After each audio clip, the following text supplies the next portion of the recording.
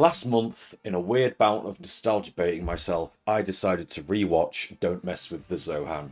I was so flabbergasted at the rewatch that I decided I should make a video on this, so I watched it again. This is the face of a man who has watched Don't Mess with the Zohan 2 times in as many months. And these are the thoughts conveniently laid out in this half-hour-ish long video. If you were lucky like me to be a 90s kid, you may remember seeing the world devolve further and continually into an uncaring You may remember this guy. He seemed to be everywhere, and to our underdeveloped preteen teen minds, he just did not miss releasing banger after banger. Billy Madison, Happy Gilmore, Wedding Singer, The Water Boy, Little Nicky. I even enjoyed his more serious roles in films of Spanglish. From the mid-90s through to the mid-2000s, he had a decade of producing films that were met with high praise, and then the downfall began, eventually culminating in universally panned films such as Jack and Jill, and him becoming more of a meme than the box office powerhouse he once was. In June of 2008, I was on the tail end of 15 years old. I, with a good friend in tow, rocked up to the cinema and went to see Don't Mess with the Zohan. I enjoyed it. I was 15. 15-year-olds aren't known for their good taste. Sue me. It was an experience that I only knew through that naive teenager's lens. As an adult now, slogging his way through life, you like to occasionally try to go back to a point where you weren't miserable. It's why I play Yu-Gi-Oh! Now, and why I decided to rewatch this film. Oh god, this film is a trip. I'll run through the film real quick and highlight issues as they come. Some that may be glossed over in this section will be viewed more in depth in the second half of this video, as I feel like we need a longer, more nuanced discussion. So, in the immortal words of Zohan himself. So let's go! The film opens on a beach with a crotch shot of Adam Sandler's Zohan. This is going to be a recurring theme. He does several feats showing that he is a borderline superhuman and established that apparently every guy wants to be him and every woman wants to be with him. Then he's naked! Then a helicopter of military-looking dudes lands and says he needs to be whisked away for a mission. We're now on an Israeli military base. We're introduced to the antagonist, Phantom, who is described as a terrorist who hates Israel. Not much else happens here except Zohan agrees to go and apprehend the Phantom. We end up in his apartment where he loads several firearms and then pulls out a Paul Mitchell hairstylist book. He seems enamoured by the book, and the foundation of the film's main plot has been laid. This superhuman military insurgent wishes to be a hairdresser. A fine plotline for a comedy film. I have no issues with this on its own, just the rest. He confides this to his parents over a pre-battle meal and they mock him, with his father calling him this. It's the F-slur, just in Yiddish to get past the censors. They knew what they were doing. It has other context terminologies such as little bird, but that's obviously not the reason it was used here. Anyway, this leads to an emotional scene where he cries on the bed and god damn it, his crotch is the main focus of the shot again. The next scene is mostly an action scene where we see the Zohan storm a compound and fight Phantom's lackeys. There's a point in the scene here where he argues with them about who's the bad guy in the Israel-Palestine conflict, after just catching a bullet in his nose and responding sarcastically. We'll touch upon this part later.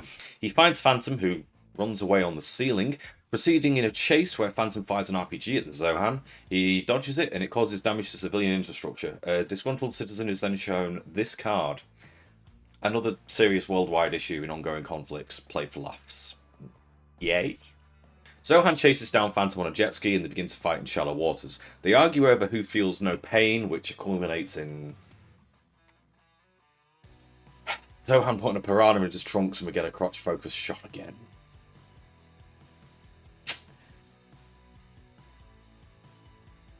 This leads to them fighting with a grenade, which detonates, killing the Zohan. There is much rejoicing among the Palestinians, which includes this guy, lifting up a go. But wait, Zohan is not dead. He's faked his demise and swims away and boards the plane to the USA where he intends to live his hairdressing dream. Aww. We're now in New York and Zohan discusses dreams with the cab driver, played by Chris Rock with a thick Rastafarian accent, who states his dream was to buy freedom for his brothers and sisters, but they were hacked to death, but he loves the Chinese food here. I enjoy dark humour, and I admit the way that this line was delivered caught me off guard, and it did make me laugh, but it's another real-world issue and problem that's being played for those laughs. It's comedy described in a nutshell, I suppose, and you can also argue that raising awareness in any way is good, but it just comes across as ingenuine when it's spoken by someone who's playing a caricature. I'm being overly nitpicky with a lot of these scenes for the purpose of this video, so I don't want to come across as saying that some things cannot be joked about. I'm of the opinion that almost anything can be made funny. However, ongoing issues that continually are impacting people's lives as a topic should be steered clear of in any sort of mass media. Even if it is not the creator's intention, they are potentially creating or supporting biases of the viewers, especially if those viewers are as young as 12, which was this film's age rating in the UK. Back to Zohan! He goes to the Paul Mitchell hairdressing salon in New York and demands to see the man himself. He is stonewalled and eventually laughed out of the salon because the haircut he gave himself was from a style guide printed in the 80s and so is very outdated at this point. While walking away dejected, he gets caught up in a road rage scene, ties a racist businessman into a pretzel and saves Bicycle Man. While walking away, he goddammit adjusts his crotch again.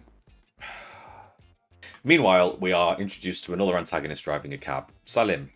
Talking loudly on the phone and listening to Middle Eastern music on the station, much to his passengers' disdain, who play nice because he is, in their words, probably a terrorist. Yay, stereotypes. Zohan sees this man, has a flashback to seeing him previously as his life as an insurgent, picks up Bicycle Man, whose name is apparently Michael, uses him as cover to not be seen and runs away with him on his back. He ends up at Michael's apartment and has sex with his mother and pees on his cat. To apologise, he takes Michael to a club where, goddammit, he DJs with his crotch. While doing this, he is recognised by Ori, a fellow Israeli. They sidestep into a private room where he confesses he left the army to be a hairdresser and is once again called the Yiddish F-slur. Cool. He's offered a job at an electronics store and refuses. He's given a card in case he changes his mind.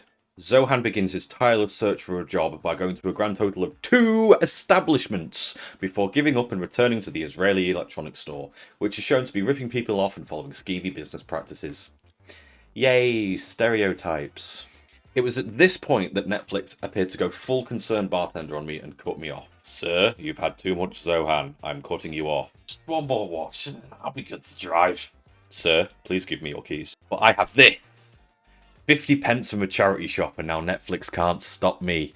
Let's just take a second to appreciate this review text real quickly. Usually it's from prestigious reviewers or organisations. This one's from the Zoo, a now defunct booby magazine from the UK. So that sort of sums everything up, doesn't it?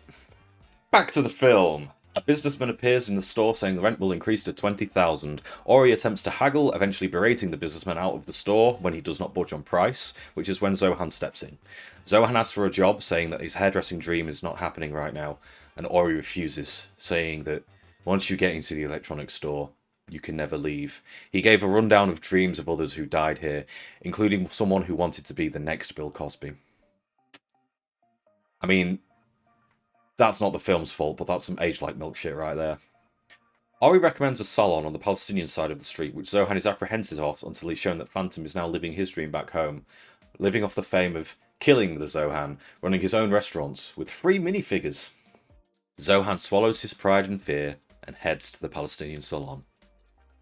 Due to his lack of training and the recent rent hikes, the salon owner, Dahlia, has no desire to hire him, or anyone, but after some persistent begging, he lands a temporary gig sweeping hair, for no pay. Zohan is ecstatic with this arrangement and begins his job. On the side, he practices hairdressing in his spare time, and he's naked again. At the shop, Zohan takes his duties too seriously and begins to sexually harass the customers. Dahlia, as a responsible business owner, asks him politely to stop. After an employee quits, the position opens up for Zohan and he gets his first client. Zohan begins to cut her hair, being incredibly sexually forward the whole time, which this older woman apparently loves and goddammit for the crotch shop. Then he bangs her! The other women waiting apparently also love this and can't wait to have their haircuts too. Word gets out, and next day there's a long line of gilfs looking for the Zohan treatment. Cue montage of many uncomfortable scenes and Zohan helps Dahlia pay the rent. Hooray! While taking some women for an appointment at the salon in his cab, Salim sees Zohan working. Salim then also flashes back to the same scene that Zohan reminisced when he saw him earlier in the film. Turns out that Salim spat at Zohan in the past and Zohan stole his goat as recompense, which is a great trauma to Salim because... stereotypes? Then Zohan coerces a clearly uncomfortable gay guy into looking at his junk. This is the big reveal of the film. Are you ready for this? His comedically large crotch isn't because of a large member, it's because of a large bush, which women like for the cushion. Comedy bait and switch at its absolute peak. Salim calls his friends to discuss Zohan and try and capture him. Suddenly jump cut to Zohan and Dahlia walking in the park so Dahlia can thank him for saving her business. This isn't a euphemism. With a film with this much sexually charged content, I can forgive you for thinking that it might be. Even so, Zohan continues to sexually harass Dahlia, and like every other woman in this universe, it's apparently just fine. Then, in a bout of complete tonal whiplash, they actually start to bond, talking about how they oppose the continuing conflicts from both sides. She offers him a fizzy bubelek, which is not a real drink, unfortunately. I checked. Apparently, the closest real-world allegory is Fanta. He downs the drink, she giggles, real chemistry seems to be developing, and jump cut back to the salon, get that emotional stuff out of here! Zohan has ED. He's worried that he will lose customers, so he goes to a doctor. The doctor has no real advice. A joke is tried to be made with the scene, but there's then an immediate jarring jump cut back to Michael's apartment. This is the part of the film where the editors seem to just kind of give up. There's still continuity in the scenes, I suppose, but nothing seems to breathe properly. All of these scenes just feel like they're cut too early. Anyway, so they're playing hacky sack with the cat. Zohan is too sad to continue, and they talk about his pee-pee. Michael's mother points out that it's because he went out with Dahlia, and now he must be in love and cannot perform for others. Salim and his friends call a hotline to get terrorist supplies. Again, these are the film's words, not mine. They're unsuccessful, so decide to build their own bomb. They go to a chemist to get supplies, but due to their thick accents and the clerk's hard of hearing, when asking for liquid nitrogen, they get neosporin instead. Back in the salon, Dahlia is in fierce negotiation with the landlords, pays them and sends them on their way. Zohan says that she did well and he gets an erection. He tells Dahlia this. She is flustered and says, quote, "I know you meant that in a good way, so thank you." Such a touching scene. Everyone in the salon finds it adorable, including these two elderly ladies dressed in sex costumes. Later that evening, Salim throws the neosporin at the salon. It does nothing, but Zohan begins to worry his old identity is catching up to him. He joins the neighbourhood night watch to look for clues. Not before spraying a cat with hummus, however. Twice this cat has now been sprayed by things in this film. It's not been particularly happy about either of them. It's also seemingly been thrown around a little bit for the hacky sack, while the actual hacky sack cat was, of course, CG. The lead-in and lead-out shots appeared to be the real cat, so, you know, let's add a little bit of casual animal reviews to this fustuck look.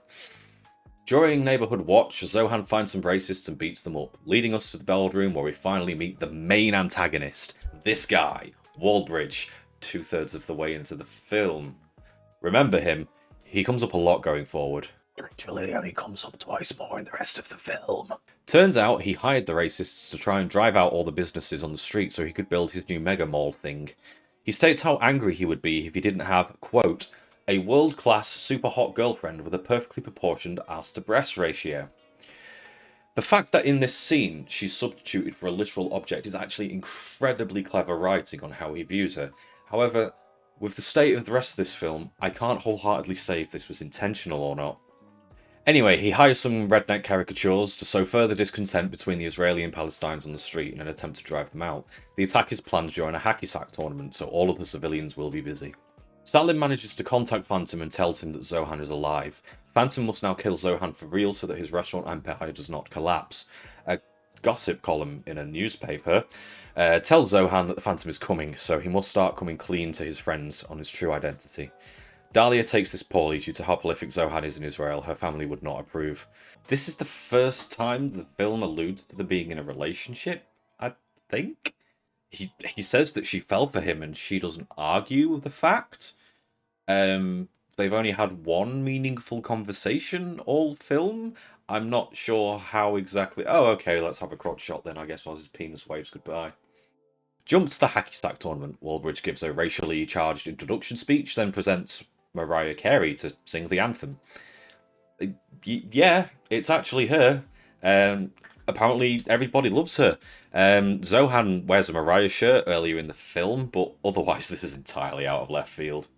During halftime, Phantom slips into Mariah's dressing room to meet her, where Zohan leaps in to confront him.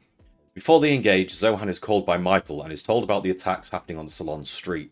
He leaves, telling Phantom that he has bigger fish to swim. I hate to admit it, but for some reason that line got me pretty good. Zohan and Phantom both rush to the street to find the Israeli and Palestinian civilians at each other's throats, thinking that each side is responsible for the destruction of their shops and property. Phantom attempts to single-handedly put out a fire with his bare hands. Zohan, realising that Phantom cannot do this alone, and now being done with picking sides, helps Phantom by spraying the store with an industrial amount of hummus to extinguish the flames. Phantom attempts to goad Zohan into fighting, but Zohan has no desire to engage. Then Dahlia teleports into the scene, revealing Phantom is a brother and calling Zohan her man. So, I guess they are dating now. Cool. Phantom tries to further rile up hate, but it doesn't seem to work as the civilians begin to bond over how much everybody else hates them. We get a line from one man saying, "Ever since the terrorists, everyone thinks we're terrorists," which could be a semi-poignant line, if not immediately followed by someone else basically saying, "Yeah, well, you look like one." Salim says that he still hates as he lost his goat. Zohan apologises to Salim and says that he treated the goat well. Salim is pleased that his goat was well treated and accepts the apology. Suddenly, explosion! And here we reach the most absurd part of the film, something that I like to call the plot goggles. Yeah, breathe that in. Zohan uses the plot goggles to catch himself up with the plot and figure out what is happening. Zohan proceeds to explain the plot to everybody else. The landlord is the baddie. Zohan and Phantom team up to take out the fake Arabs. Phantom reveals his dream is to sell shoes and they both bond over their dreams and their parents' disapproval. This culminates in them making The Sound, where they sing together in an ultrasonic frequency which causes the fake Arab to just fly away. Midway through this, Walbridge also arrives with his girlfriend and her breasts pop, and this has ruined his life. He is then arrested.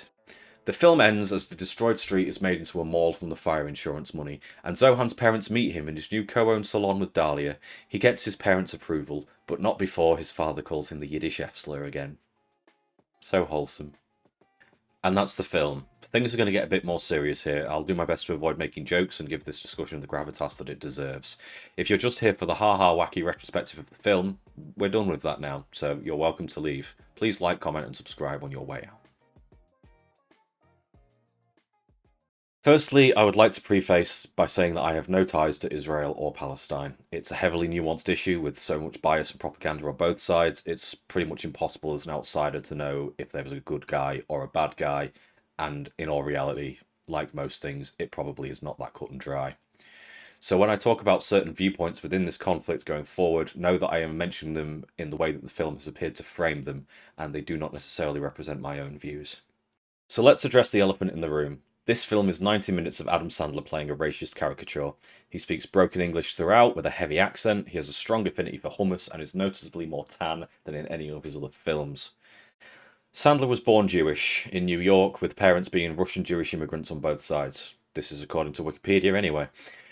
So for this he has no direct ties to Israel past his religious beliefs, although admittedly that's a pretty big tie. So, does that make it okay? Due to his close ties with Israel and his religious beliefs, can you argue that this is all intended in good humour? Maybe. Maybe. But you know who else is a caricature in this film? Pretty much everybody else, and the producers have no ties to Palestine at all. John Tortoro, born in New York, parents from Italy, raised Catholic, plays the Phantom. His character is portrayed as being kind of slow in compared to the Zohan, even if he does match all of his physical prowess. He also is the one that seems least willing to let go of the conflict and work with his fellow men against the landlord in the final scene. Rob Schneider, born in California, whose father was Jewish, plays Salim. The Palestinian, also speaking broken English, seems a bit simple and maybe has a bit too strong an affinity towards goats.